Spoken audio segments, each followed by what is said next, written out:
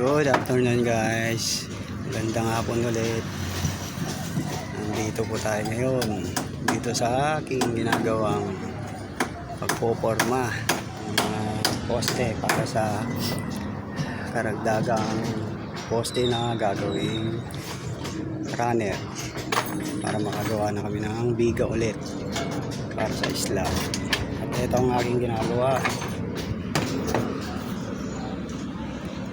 Etong mga alambre na to, ito yung pantali sa ginagawa kong forma.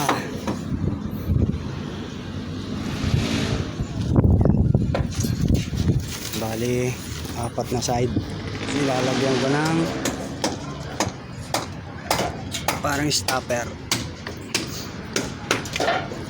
4 na side dapat para maganda ang ng stopper sa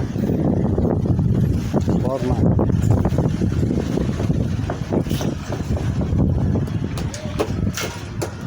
Ito po ang itsura ng forma para sure na hindi siya bibiyak o bumubuka kapag nabubuhusan na ng halo.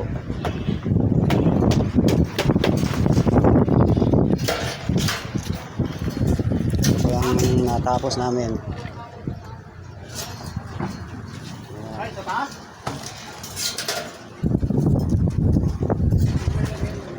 Pangatlo pa lang ang natatapos kasi hindi basta-basta magtapos ng forma na ganito.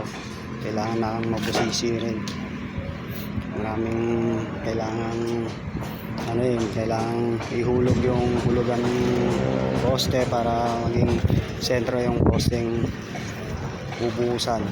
Meron po yung tabingi, mapapagalitan tayo ng ating boss pag ganun. Tsaka may 3 poste pa kaming